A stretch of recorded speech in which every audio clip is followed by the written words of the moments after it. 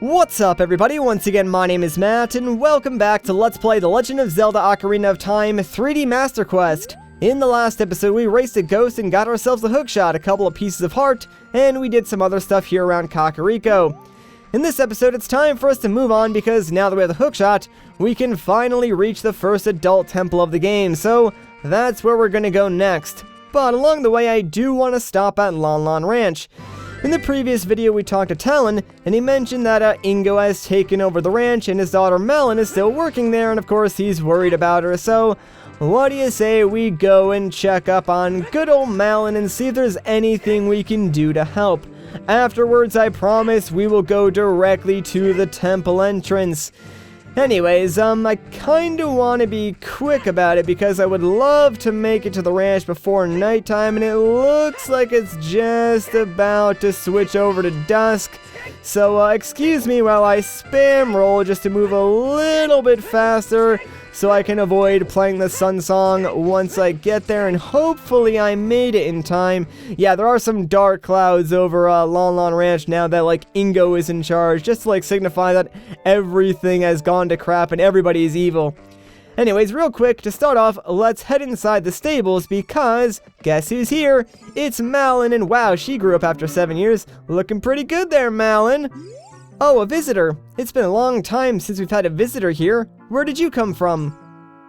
Since Ganondorf came, people in Castletown have gone, places have been ruined, and monsters are wandering everywhere. Mr. Ingo is just using the ranch to gain Ganondorf's favor. Everyone seems to be turning evil. But Dad, he was kicked out of the ranch by Mr. Ingo. If I disobey Mr. Ingo, he will treat the horses so badly.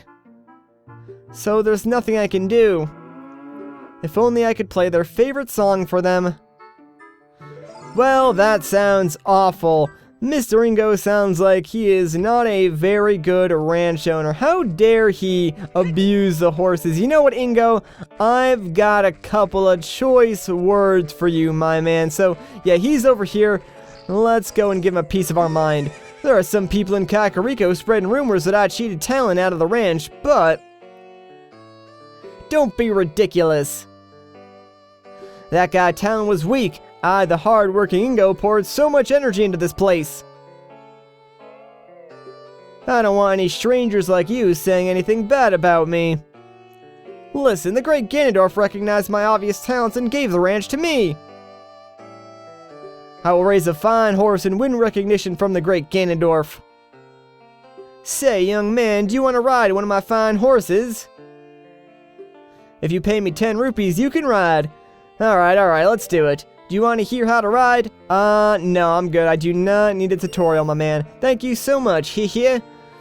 No, thank you, Mr. Ingo. Alright, so we can hang out with the horses, and, well, we should probably take Malon's advice and take out our ocarina and play the horse's favorite song, aka Epona's song. And of course, we could ride any of the horses that are in this pen right now, but why would we want to do that when if we play Epona's song, Epona will of course come running to us because she likes us and she recognizes that song. So now of course we can ride Epona around, and you're going to want to do this. Basically, you can sort of just ride her around, jump over these obstacles here, get your rupees back honestly, but really you just have to wait out the timer and do this a second time. And the second time you do this, you can talk to Ingo and challenge him to a race. So for now, we're just going to wait out this timer.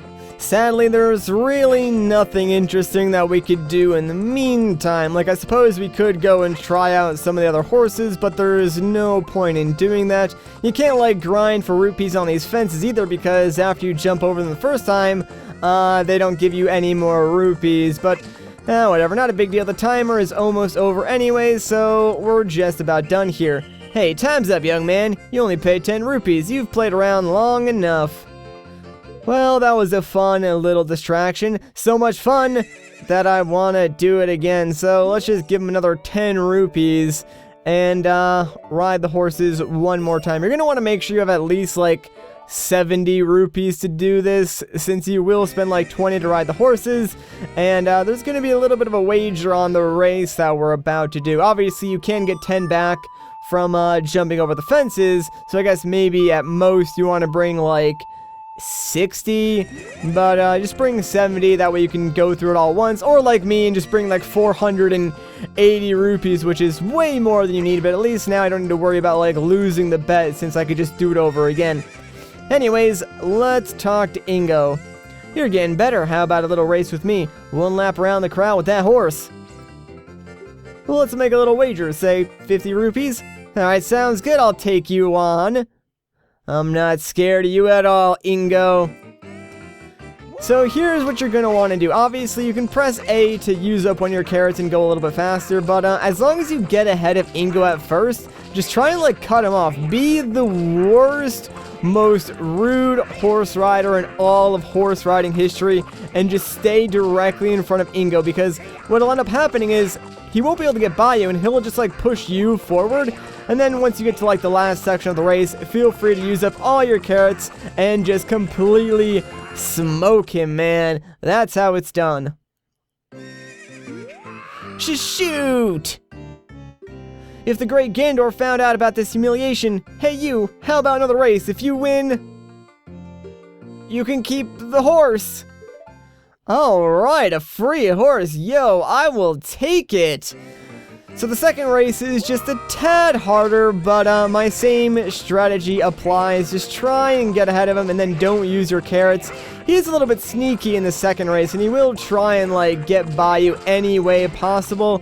But yeah, as long as you just cut him off again, you'll be fine. Like, he sort of just pushes you forward as you're seeing. And of course, once you get to like the last section of the race, feel free to just speed ahead, use all your carrots, and cross that finish line. Looks like this horse is ours. What's up with that horse? Is that a Epona?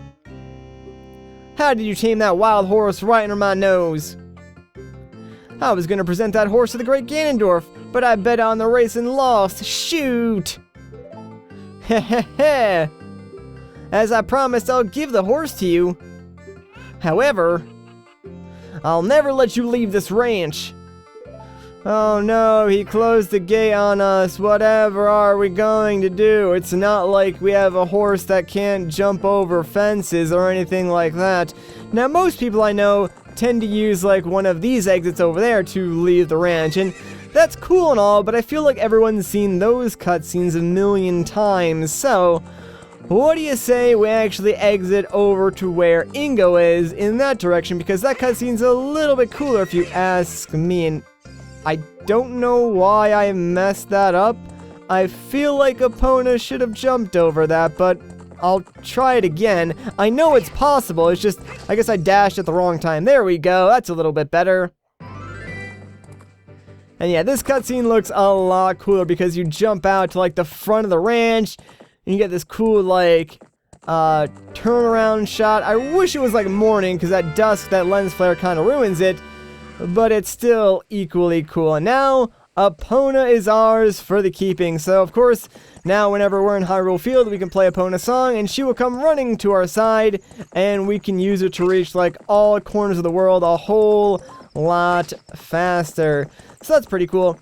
Now that we have Epona, though, we're going to make our way back towards Kokiri Forest, because that's where we're going to find the first temple. It's actually located in the Sacred Forest Meadow, so we've got some ways to go before we can get there, and there's a couple of things that we can pick up along the way in Kokiri Forest. So let's get started, shall we? Now, here's the thing. Kokiri Forest, yeah, in 7 years, it seems that, like, monsters and all these weird creatures have moved in. It's kind of weird. I feel bad for the Kokiri because they are in no way equipped to handle with all of these Octoroks and Deku Scrubs and stuff like that, so they're all sort of hiding right now. Anyways, there's a Skulltula on top of, like, this weird double tree house, so we're just gonna grab that token real quick, and now we're pretty much ready to enter the Lost Woods. If you wanted to, you could go into a few of these houses and talk to some of the Kokiri, but I'm not going to bother doing that since it's kind of just a waste of time, and I already know where I need to go.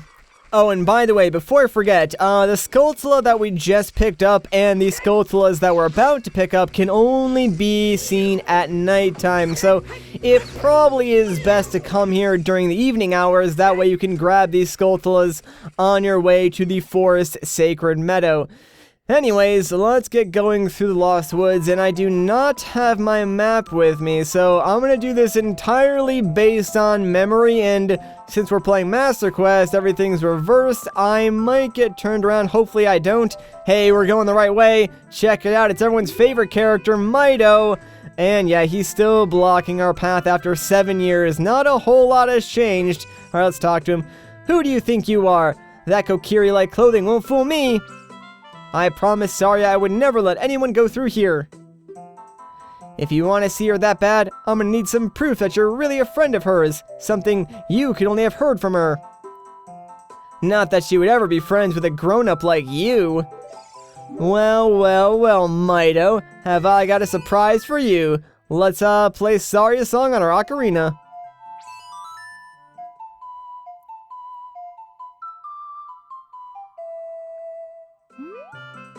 That melody. Saria plays that song all the time. Do you know Saria? That song. Saria taught that song only to her friends. Okay, I trust you. When I see you, I don't know why, but I remember him. That's because it's me the whole time! Haha, take that, Mido. Alright, so now that we passed that roadblock, I think if we head over here... Yeah. So this is where, like, with those two business scrubs were back in the day. But now, we can ride this plant that, was a bean when we planted it as a kid, and head up to this ledge where we can get this golden Skulltula. Again, I think you can only get that one at nighttime. Now that we got that, let's continue our way to the Forest Sacred Meadow. I think I want to go this way now. Yeah, there we go. And then to the right, and I think afterwards to the left, and that should be correct. Hopefully I'm right on this. Please be right, please be right. Come on, yes, there we go. We successfully navigated the Lost Woods and made our way to the Sacred Forest Meadow. Fantastic. From here on, we'll be going through some narrow passages. If you take it slow, maybe you can sneak up on some enemies. Use L targeting to always look in the proper direction. Set your view so you can see down the next corridor before you turn a corner. Once your view is set, hold down L to sidestep around the corner. That way you won't be surprised by an enemy waiting to ambush. Right. Thanks for the tip, Navi. No one really cares. Although I guess I shouldn't harp on her too much because there are a lot of enemies in this area. These are Ocarina of Time's versions of moblins, and they will mess you up. Like, the second they see you, they will charge at you with a spear, and just, like, you're gonna have a bad day if they hit you. So I recommend doing exactly what Navi said and just sort of look around the corners and wait for them to show up. It's kind of weird because, like, this section is clearly not designed to be looked at in first person, but you kind of have to because, well, the hookshot can literally kill these guys in one hit, making it one of the most effective ways to take out these moblins. You can use your sword, but they move really slowly unless they're charging at you, so it's much easier to just, like, take them out with the hookshot from far away, or even before they get a chance to run into you, rather than using your sword and, hey buddy, how you doing? Thanks for allowing me to shoot you right in the elbow. Apparently that was your weak point. Alright, there is a golden Skulltula that we do want to pick up while we're here, but it's off to the left, so need to get rid of this guy first, and dang it, I was hoping that would work. Alright, move a little bit closer, my friend. There we go. So yeah, right on this left wall, if we look up, there's our golden Skulltula. I'm pretty sure this one is only here at nighttime as well. Not too sure on that. I think there's one more moblin here on the right. There he is. Hey, how you doing, buddy? Don't you go away from me. There we go. Perfect. Oh my gosh, what is happening? Alright, that was kind of weird. I guess because, like, the moblin hitbox was still there, it was blocking, like, me getting up. Alright, with that, we just about made it to the end, but there's one more guy we gotta worry about. Yeah, this giant moblin with his hammer, so watch out because if those shockwaves hit you, they will send you all the way back to, like, the staircase, but you can easily just, like, zigzag around and completely avoid them, and then attack him from behind. He is definitely like more bark than bite, that is for sure. Let's get those rupees though and head up these stairs because we've successfully made it through the Forest Sacred Meadow. And this is where Saria would be, but doesn't look like she's here.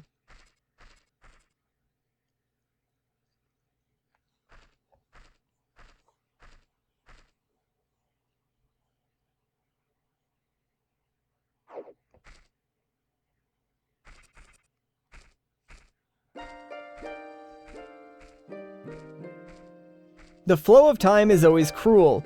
Its speed seems different for each person, but no one can change it. A thing that doesn't change with time is a memory of younger days. In order to come back here again, play the Minuet of Forest.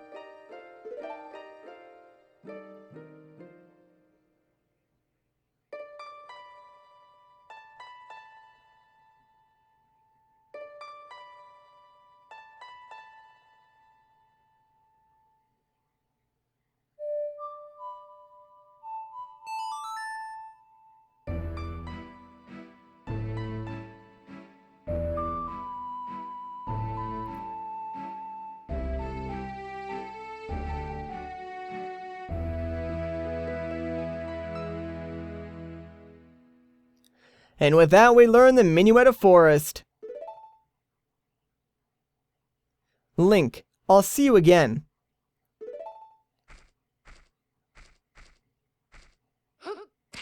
Rude. Alright, so the Minuet of Forest is a teleportation song, one of quite a few in the game, so if we play it anywhere in the world, we can teleport right back here. It's kind of funny how, we just got Epona, but we also learned of another travel method, which, once we get, like, more songs and we flesh it out a little bit more, makes Epona almost entirely useless. Anyways, we're also at the entrance to the first adult temple, so I think I'm going to end off the video here. If you guys enjoyed this part, a like rating would be greatly appreciated. If you want to see more, consider subscribing. But once again, guys, my name is Matt. Thank you so much for watching, and I'll catch you in the next one.